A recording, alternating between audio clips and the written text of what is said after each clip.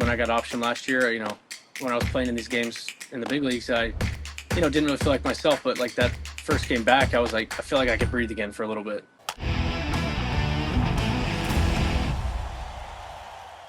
Joining us right now on FT Live. It's our Perfect Game Spotlight, powered by Magnus.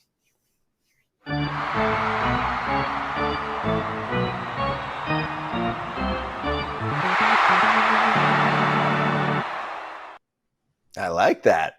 I'm not going to moo, although at some point we might. Colton Cowser from the Baltimore Orioles joining us right now with the great facial hair action going there too for a young ball player. I like it. Nice. Yeah, Colton, I how don't you know doing, what's going dude? on right now. I was gonna shave the beard up and go straight mustache, but got a little lazy this morning.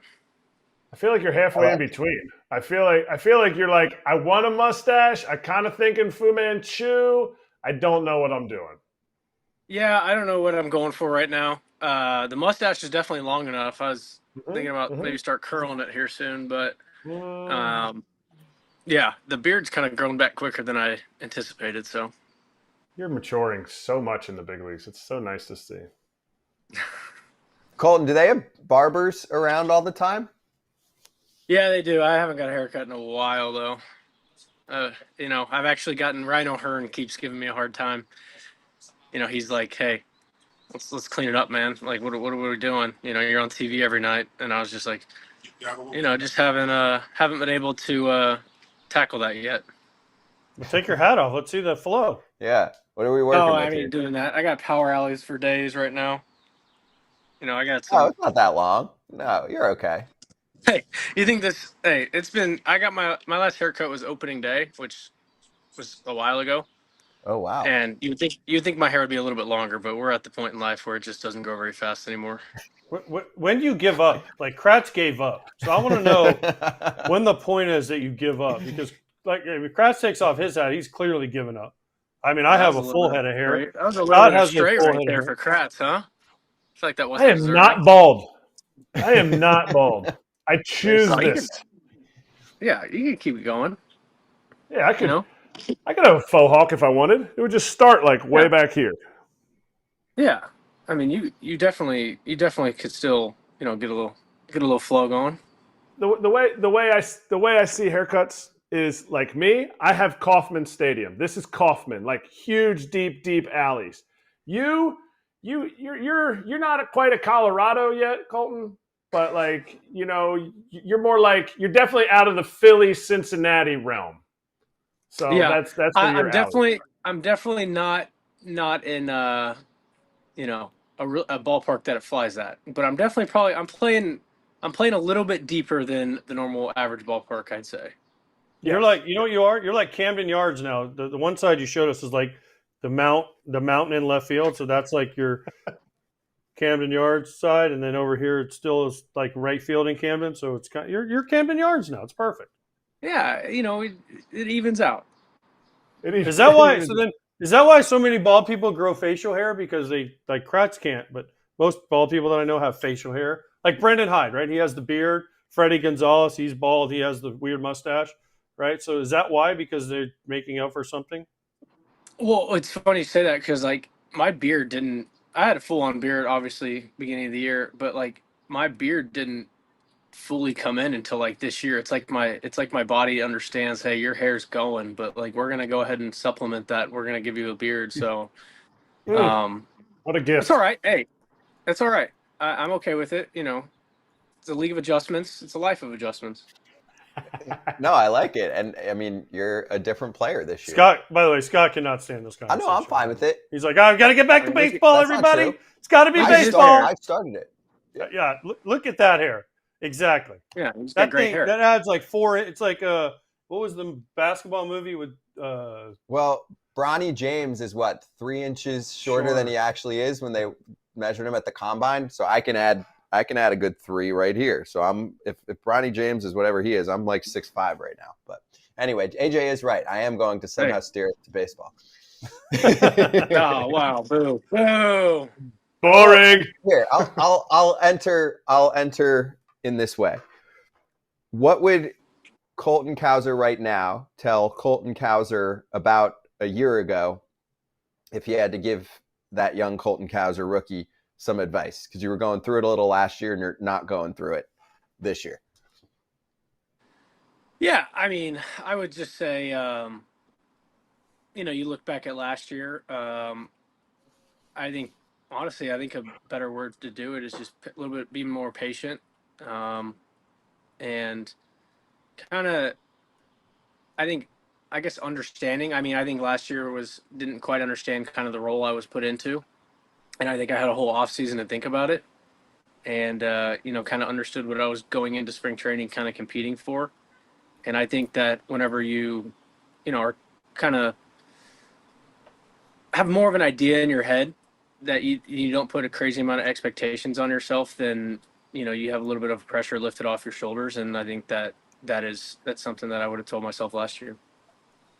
Yeah, but would you have listened, or would you have been like, "Oh crap, no, I need to put the pressure on myself"? Like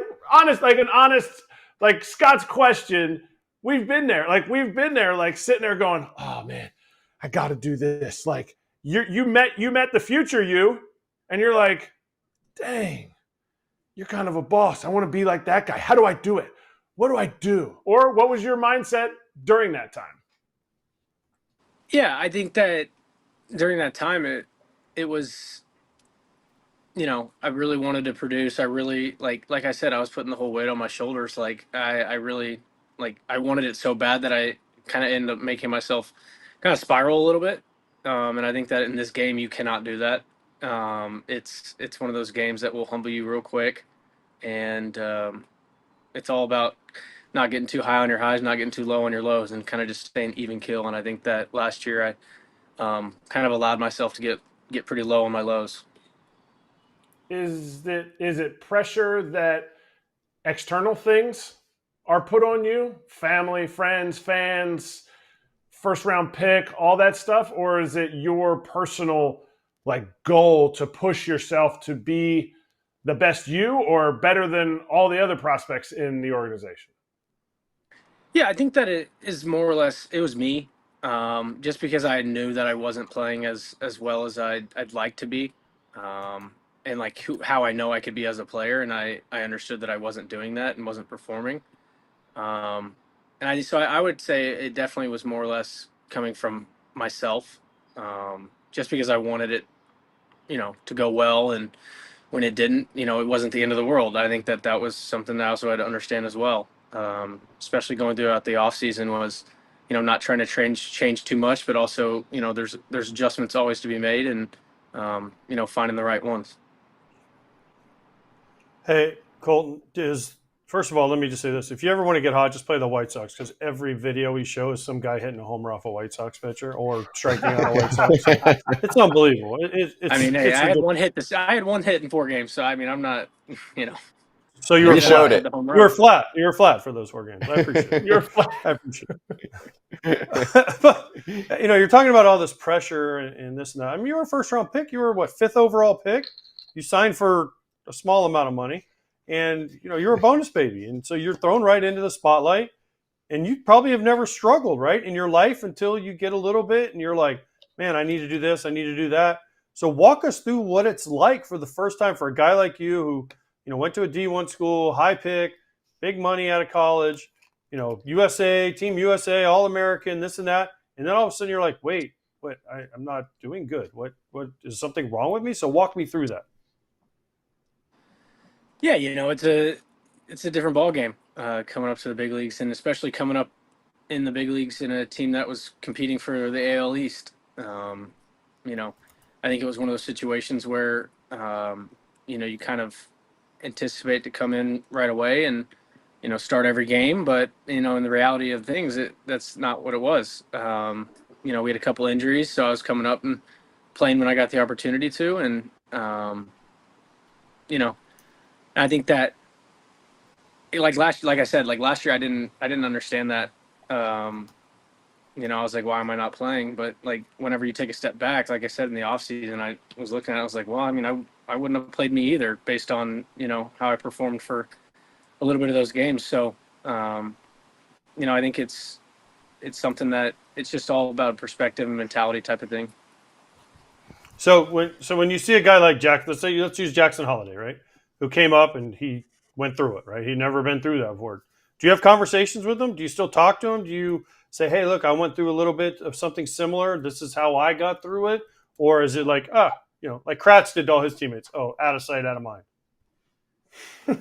Yeah, I think initially it's, Jackson's a great player. I think one of the best guys I've been around. Not even when it comes to just his baseball, just human beings. He's awesome. And so initially it's like what's known doesn't need to be said. I've been through that. You don't want a crazy amount of people hitting you up and whatnot, but I think he's getting back to his normal self. He's continuing to work on things, and it's hard. It's a really hard game, especially whenever you fail. You're always trying to find ways to combat that and make it as short as possible. And I think sometimes it can go inversely for a little bit. You can struggle for a little bit longer, even though you're back in AAA. That's something I went through last year, but eventually you start to feel like yourself again. I think that was the big thing for me was when I got optioned last year. When I was playing in these games in the big leagues, I didn't really feel like myself. But like that first game back, I was like, I feel like I could breathe again for a little bit. And so having that feeling after being in the big leagues is something that he should really feel and be like, okay, like this is how I should feel when I'm out there the next opportunity that I get up in the big leagues. I like that. That's good.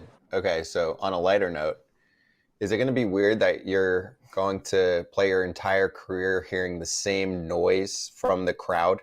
Like you hear moo at home, and on the road, you get booed if you're somebody. So you'll get booed at spots like Yankee Stadium and Fenway, and you're going to hear boo, and it all sounds the same, doesn't it?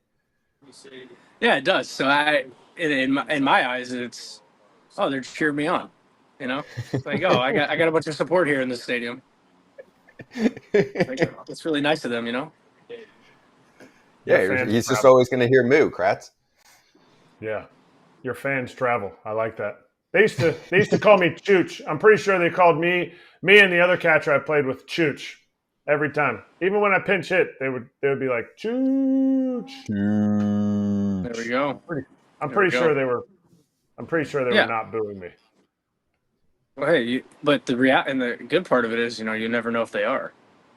Right. Except you probably will know, when that time comes. But I'm not going to take it that way. How about that? No, that's huge because like even Aaron Judge hit his 62 dingers, and then in the playoffs they were booing him by the end of their playoffs. So if you hit your 62 dingers, they're going to be like moo, and then you don't get any hits. Third game of the playoffs, they might mix in a B in there, and really an M and a B are super close because if you have like so if you're like congested or something, you're like, oh man, my nose is really rubby, and so like the B and the O really translates. I like that. Yeah. My question to you was about AAA because I spent a lot of time in AAA. And I think Scott wants to keep talking about your mooing, but I'm going to talk about AAA. No, I don't. Go to AAA. You're good. Okay. Are the minor leagues too easy? Yeah, you look at your numbers, you look at some of the guys in your organization that are putting up just video game stats. Is it too easy? And if it is too easy, that's not throwing any shade to anybody that's down there. How could we as baseball improve it so that guys are more ready to be in the big leagues? Well, one, I don't think that it's too easy at all. I think that you brought up our organization. I think that our organization's done a great job of discovering and developing guys. One, first off, good ball players, but two, I think it's just a bunch of great dudes, and I think that when you have a bunch of great guys in a clubhouse, it's contagious. When one guy starts has success or say he struggles a little bit, it's like you won't even really know because like they're the same guy every day, and I think that translates out on the field as a whole group. You kind of see it throughout our whole organization. And game's not easy, but we have a lot of guys that are making it seem that way though. Colton, two things. One, there was a guy named Lou Ford who I played with the Twins. He was in AAA one time. Just gotten called up, and he comes up to bat, and they're all going to Lou, and he goes, "I don't understand. They're booing me, and it's my first at bat. I don't get it." True story. But so you never know. Like you said, it could be moo, it could be boo, it could be whatever Krause was talking. It could be whatever Krause was talking about. But do you have any good Angel Hernandez story? Like, did he ever eject you? Did he ever do anything? Because I know guys in the clubhouse were like, "Wait, Angel's gone. Now wait, I might actually get strikes called strikes and outs called outs and safes called safes." No, so I don't think that I ever had him as an umpire, because I was up for July to like mid-August last year, and then I came back up for a couple days in September, and then we haven't had him this year. Yeah, I don't have any good stories for you, fortunately. Wow. That's disappointing because I was hoping that there has to be. He hasn't done an Orioles game all year. But what about for his teammates? Like you've got some. I know you guys are young, but when you guys saw that news, 48 hours ago, when did you find out? And there had to be some fun reaction from somebody in the clubhouse. It could have been Corbin Burns. It could have been, who's a vet? Mullins, I guess. One of those guys, Santander, who was like anyone. I would assume McCann because he's a catcher and he's been in the league for almost 10 years now. But no, so we had a day game Memorial Day, and my dad texted me the article, and I saw it, and I honestly I didn't think much of it. And then honestly, whenever I got to the clubhouse, we didn't really talk about it. At least with me, at least amongst myself, I didn't really hear any good stories or anything like that. But I'll have to ask. See, that's what's wild, though. I love that he's like, I didn't tell myself any good stories about myself. Well, he didn't. I mean, he's second year in the bigs, but what's wild is, you're in your little world and bubble with the team doing your thing, focusing. The entire baseball world is just absolutely swept by that news over the past couple of days. Like, cannot get enough. And we talked about this often, multiple weekends where all this crazy stuff happened, like fun stuff in the game. And he was the one going viral and trending on Twitter and all of that, right? But obviously, it's different in the clubhouse. Yeah, I don't really get on Twitter. I deleted it, and just because I would lay in bed and just scroll on my phone, and I was like, I ended up having to delete all that. But yeah, I mean, we didn't really talk about it in the clubhouse, so yeah. Sorry to disappoint there. No disappointment. I actually think it's helpful so that some baseball fans realize, like, this is not just all the news in the clubhouse right now and all the chatter. Yeah, I mean, one guy, I guarantee you in a little more. I don't want to call the Orioles, a bunch of young kids, but they're a bunch of young kids. They're young. Yeah. You get into a Cardinals, you get into a Dodgers. Well, there's some guys that have been around that have been rejected by Angel before. I promise you, people were talking about it. Like the Texas Rangers were like, "Oh, hey, Wyatt Langford, you're a rookie. Angel Hernandez can't call a ball 12 inches outside from you 3 times in a row and you go sit down." I mean, it's just because he's on a team, and listen, I get it, Colton. He's like, I don't want to make any of the umpires mad, so I'm going to be like, we don't even know. We don't even notice who the home plate umpire is. We don't even care. Yeah. I mean, I try to get to know a lot of the umpires. Running out to the outfield, you get to have some nice casual conversations with them, where they're from, blah, blah, blah. Just making small talk. I think that helps build rapport and good relationships amongst the umpires. There's a book, by the way. I don't know if they still put it out, but there is a book that you can read, and it has like all their bios in it. So it says it'll say like Joe West sings country music, is from Orlando, Florida, likes to play golf, and then I'll start giving all the. But there's all these like. There are certain ones like Mike Riley was like a huge Oregon. I think it was Mike Riley was like a huge Oregon Ducks fan. So you get behind the plate and you're like, hey, how are the Ducks? Because I used to read this shit because this is how I didn't have the magic of the glove. I had the magic of the gab. Well, I think our catchers get like now. I saw it just because my locker's next to McCann's, and they get like one, the umpire report, and then 2, like it has just like their bio as well. But like McCann's been in the league for a long time, so he knows a lot of these guys really well. But so like he said he is always just talking to him about things like that. It's brilliant. I mean, it can't hurt to be friendly with them. All right, I want to ask you a question since we're in our perfect game spotlight right now. You played in perfect game tournaments, and even when you weren't playing, it was helpful. Can you give us some background on that experience when you were growing up? Yeah, I did play in some perfect game stuff growing up. Except perfect game didn't rank me very high in any of their rankings, but whatever. What was Ooh. your ranking? Whatever. What was it? That never bothered me at all, but you know, my dad took offense to that. But I didn't ever go to like the showcases or anything, like the camps. I just played travel ball with you know my travel ball team. But yeah, it was awesome. We got to play my junior going into senior year of high school. We went out to like the big tournament out in Georgia. Um, got to play against a bunch of really good teams. Ended up I was on the Texas 12. And we ended up getting second in the whole tournament. But we got to play some really good competition. We lost to the Canes, so that team was pretty loaded. No, not the cocaines, the canes. Not the cocaines, just the regular canes. The Evo Yeah. Shield Canes. Yeah. They're the Mets was now. the- They're the Canes National. They're Mets. The Mets now. Oh, they changed? Well, no, they're called Canes National Mets. They're sponsored by the Mets. Steve Cullenbottom?